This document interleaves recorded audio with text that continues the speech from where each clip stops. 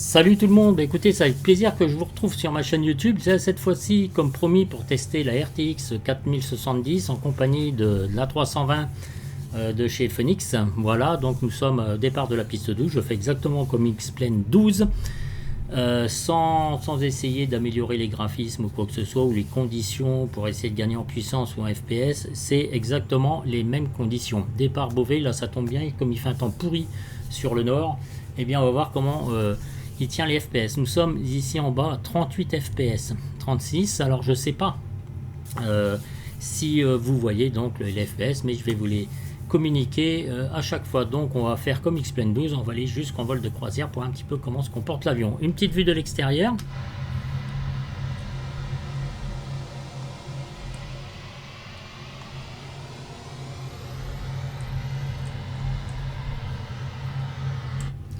Tout ça pour vous dire que nous sommes en ultra. Alors on va aller voir tout de suite. Option générale. Pour vous montrer un petit peu, voilà, donc qualité, alors résolution, direct 2, DirectX 12, ultra, ultra, ultra, ultra partout. Donc je n'ai rien touché, j'ai laissé tel quel comme lui il le voulait. Donc voilà, donc on est bien en ultra à peu près partout. Voilà, donc on va reprendre les conditions. Nous sommes donc en piste 12, démarrage pour aller jusqu'à Toulouse, exactement comme X-Plane 12, sauf que X-Plane 12 on a démarré de la piste 30 et là on démarre de la piste 12 mes amis. Allez, on va lâcher les freins, l'appareil est configuré, juste au navigraphe pour vous montrer un petit peu le trajet. Voilà, donc ici c'est la carte de départ et là on va se retrouver sur ce plan de vol pour aller directement donc vers Toulouse. Évidemment nous on va pas aller sur Toulouse, on va juste aller en vol de croisière qui est promis donc à 29 000 pieds. Allez mes amis, on lâche les freins, 38 fps, c'est parti.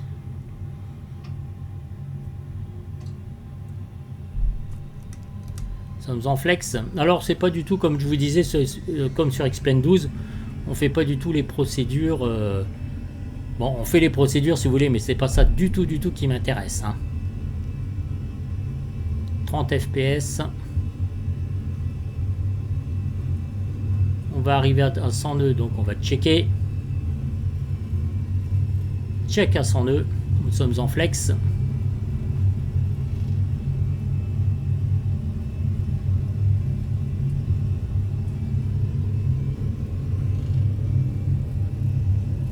Allez, rotation.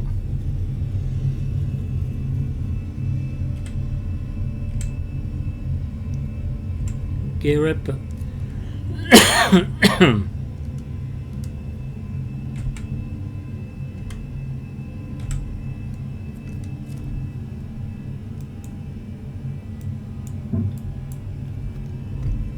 Alors je sais pas pourquoi, si mon clavier ça commence à fonctionner, voilà, on va suivre le FD. J'étais un petit peu perturbé parce que j'ai appuyé sur mon clavier numérique, il n'y a rien qui fonctionnait, c'était très bizarre. Alors nous sommes toujours à 31 fps, on va passer en mode climb, voilà.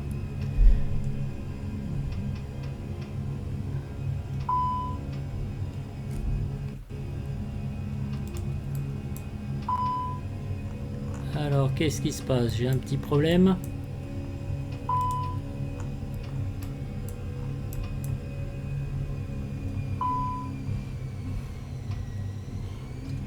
Voilà, bon, on va armer le pilote automatique. On commence à accélérer. J'ai eu un petit problème d'auto-throttle, visiblement, d'après ce qui m'a marqué. Donc on a résolu le problème. Les ground spoilers, on va les désarmer. Voilà. On va mettre sur off runway.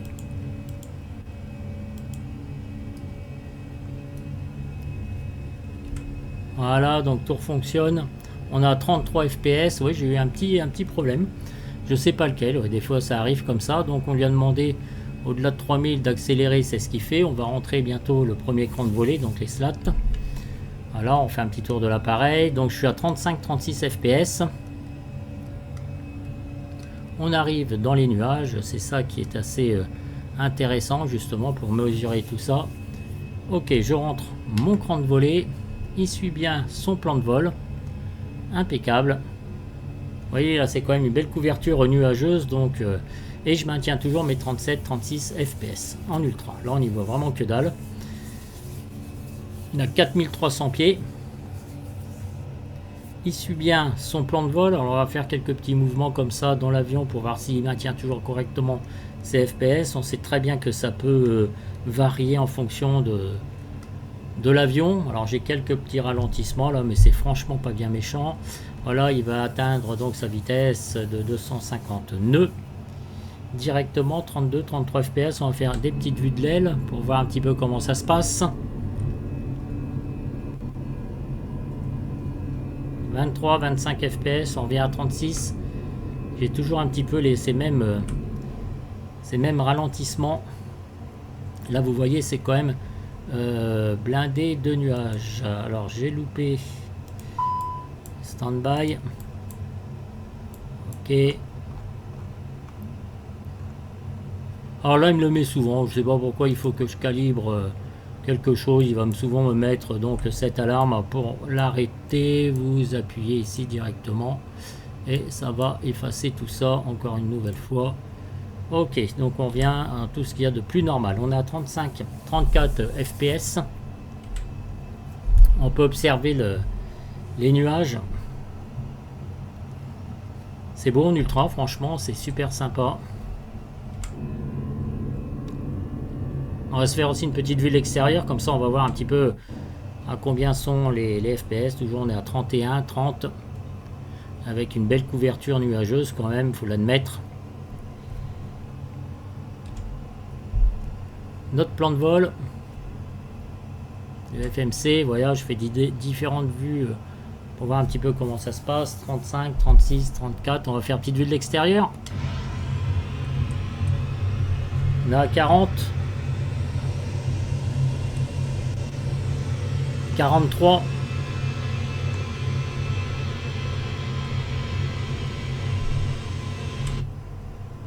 Allez, on va atteindre les feux de landing. On est déjà atteint les 10 000 pieds.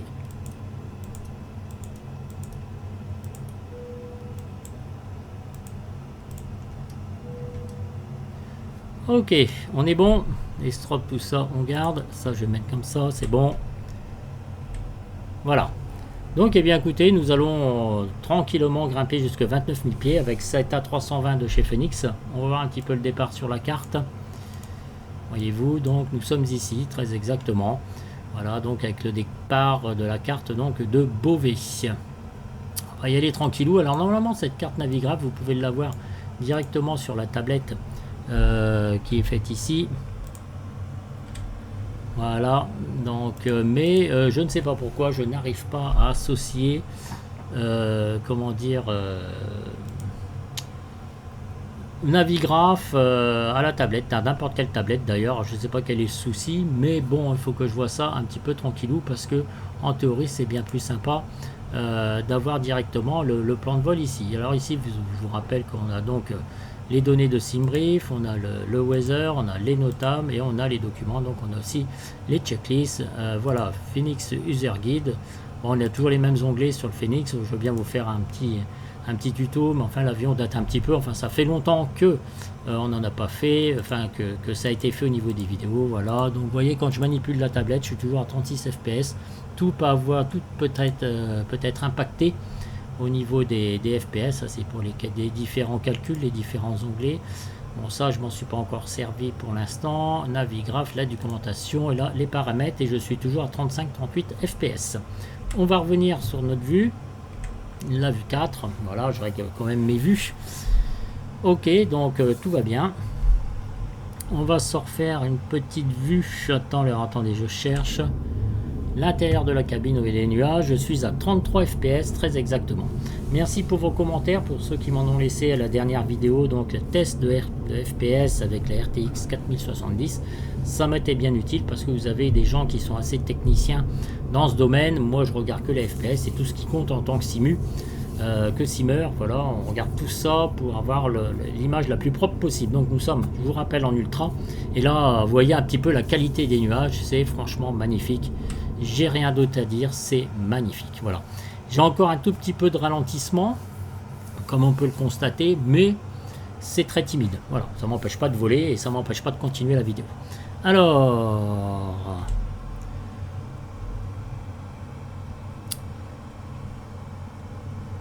j'ai pas essayé une vue. On est à 33 fps vue 6. Là, vu côté pilote, copilote, pardon, là côté passager, nous sommes à 37 fps. De l'autre côté, on est à 35, vous voyez. Et quand on vient dans le cockpit, nous sommes à 38, 31, ça varie entre 35 aussi. Donc on est assez constant, c'est ce qu'on peut constater. Constant, constater, c'est bien quand même. Hein. Voilà, donc moi ça me plaît bien, ça me plaît beaucoup. Alors pourquoi je fais ce style de vidéo c'est pour montrer un petit peu aux gens que la RTX, selon une vidéo que m'a donné un abonné, de regarder, bon c'est un américain ou en anglais, je ne sais pas. Donc il a comparé, si vous voulez, toutes les cartes graphiques avec RTX 4070, les 4080, les TI, voilà, tout ce qu'on voulait, et il en ressort que la 4070 a de très très belles performances et très loin d'être ridicule dans n'importe quel domaine de jeu, que ce soit dans les jeux de FPS, de combat, de stratégie en temps réel, etc. et dans nos fameux simulateurs, Flight Simulator et XPeng 12, en l'occurrence, ou XPeng 11, voilà. Il en ressort que cette RTX 4070 eh bien, est vraiment bien placée. Pour le prix, donc je vous rappelle, de 729 €, voilà, vous pouvez avoir un bon modèle, mais qu'est-ce que ça fait du bien de plus galérer avec les FPS. Donc après, je vais peaufiner mes réglages, parce que dans Nvidia, vous pouvez le faire, voilà, peaufiner tout ça, et puis ça va aller de mieux en mieux. Après je vais je vais arrêter toutes les applications qui autour pour parfaire un petit peu, pour gagner un tout petit peu en puissance et en FPS, ce qui m'intéresse vraiment beaucoup. Situation actuelle, nous sommes à 20 500 pieds, 37 FPS, moi ça tient la route.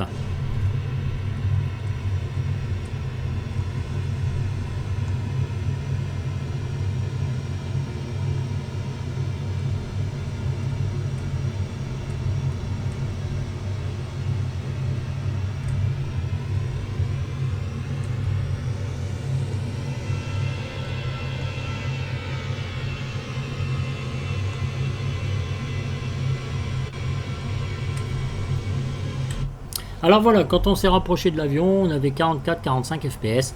Voilà, je vous donne une moyenne, mais là de moyenne en ultra, avec un temps franchement là où c'est quand même assez chargé en ce moment, n'est-ce pas?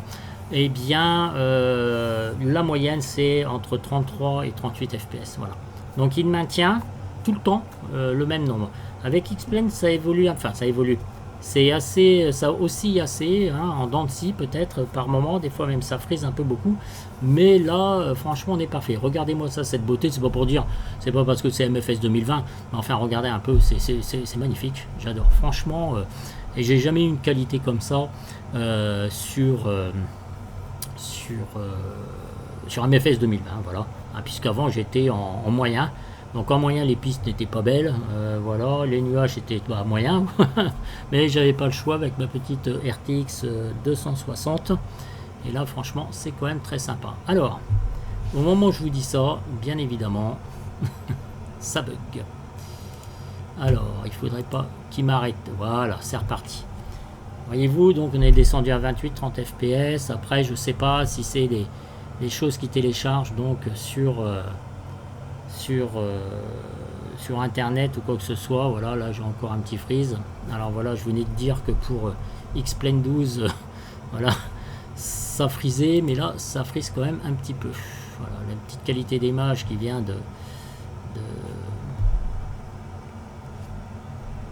de changer très légèrement. Alors on revient à 27-34 fps. Voilà, là vous voyez, tout est revenu un peu normal. Voilà, il y a des moments comme donc comme les deux logiciels, vous voyez, on a quelques petits frises comme ça qui s'arrêtent, mais après ça reprend. Alors, ne me demandez pas pourquoi, j'en sais rien. J'aurais dû prévoir que peut-être quelques mesures de, comment dire, peut-être que je vais l'avoir, je sais pas. Alors attendez, je vais regarder, je suis pas sûr parce que c'est sur mon écran principal. Je vais regarder ça pour mesurer un petit peu les chaleurs. Pour le CPU et le GPU, bon, bah, c'est sur mon écran principal, j'aurais dû demander un petit peu plus. Là, je vais pas couper exprès pour vous montrer ça. On atteint les 25 000 pieds. Vous voyez, c'est reparti. Quelques petits frises qui ont duré quelques secondes. Alors, il se peut que par moment, eh bien que ça bug. Alors ça, c'est quand même niveau informatique, je pense. Et puis que ça stoppe le logiciel. C'est arrivé plusieurs fois sur Xplane 12 comme sur MFS. Hein. Voilà. Donc là, je vous montre la pure réalité. Donc avec un ciel couvert, un ciel chargé, avec des nuages en ultra. Et avec cette RTX 4070, vous voyez, je suis à 31, 32, 33 fps. Ça continue, on est à 26 000 pieds.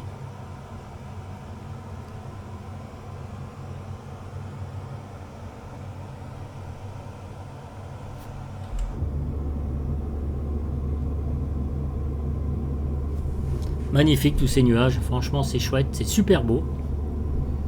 J'aime beaucoup.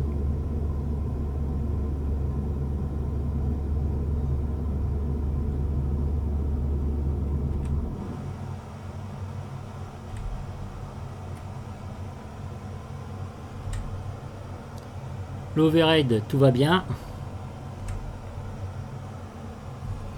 On va manipuler un petit peu avec le bouton du joystick pour naviguer donc dans le cockpit.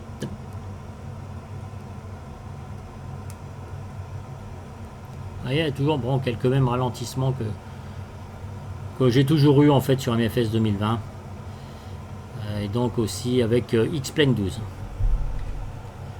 Il y a de plus en plus d'avions qui sont très très bons donc sur ce logiciel. Je pense notamment au Diamond, au Piper pardon, Comanche A250. Bon, je vais faire juste après, voilà, pour vous montrer un petit peu comment se présente cet avion. Ça vient de chez A2A. Il y a quand même déjà beaucoup de vidéos qui circulent dessus, bien évidemment. Mais moi, ça me fait toujours plaisir de vous montrer de tels avions parce que c'est une belle réussite. Vous allez voir. Vraiment, même quant au modèle de vol et même à l'inspection de l'avion comme dans le réel, franchement c'est bien foutu. Voilà.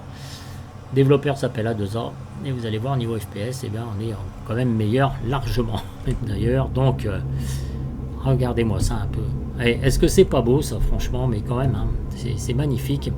Franchement entre cet avion et puis je vous disais donc le Piper Comanche, pour moi ce sont vraiment les deux avions les meilleurs sur MFS 2020. Bon, il y a Boeing 737 qui est pas trop mal non plus. Et lui est beaucoup moins gourmand FPS en plus. Hein, de chez PMDG. Voilà. Alors je pourrais faire un test aussi avec le PMDG. Ouais, j'y ai pas pensé parce que là j'ai voulu trouver les deux, à peu près les deux mêmes avions, bien que le Tholys soit un peu moins gourmand que le Phoenix. Mais parce que le Phoenix est assez gourmand quand même. Hein. Vous voyez, il y a beaucoup d'appareils, enfin il y a beaucoup de choses à mettre en œuvre. Et voilà. Donc nous sommes à 29 000 pieds, mes amis. Nous sommes donc en vol de croisière, mes FPS 33, le temps va s'améliorer, voilà 31 FPS. Il faut savoir que si vous n'avez pas cette quantité de nuages, si je fais quelque chose avec quelques nuages tout simplement, je gagne entre 10 et 15 FPS, donc c'est assez conséquent quand même hein. Là j'avais essayé sans nuages avec ce Phoenix, j'étais à 40-45 FPS, donc vous voyez l'impact que les nuages ont sur ce logiciel. Enfin, du moins avec cet avion. Voilà. Conclusion, messieurs, dames, j'ai eu quelques petits frises, comme Xplane 12, voilà. Au moment où je vous disais que tout allait bien, mais ça, bon, c'est quelque chose, c'est informatique, quoi, voilà, tout simplement. Et on ne peut pas l'en empêcher. Au bout d'un moment, vous en avez que vous vouliez ou vous ne vouliez pas, hein, n'est-ce pas? Voilà. Donc, je vais vous laisser sur ces belles images. On va se refaire une petite vue de l'extérieur.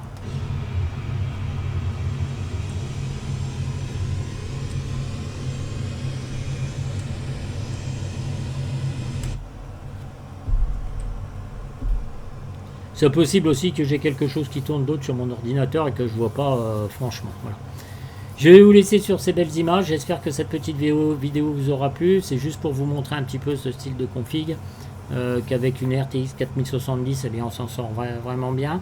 Et il faut changer aussi l'ordinateur si vous en avez un. Il n'y a pas que la carte graphique, il y a aussi le processeur auquel il faut faire attention et puis bien le choisir pour que tout fonctionne bien. Et que ça vous forme un tout donc sur votre ordinateur. Je vous dis ciao, ciao, ciao et à très bientôt. Salut mes amis et puis à bientôt pour une nouvelle vidéo. Salut!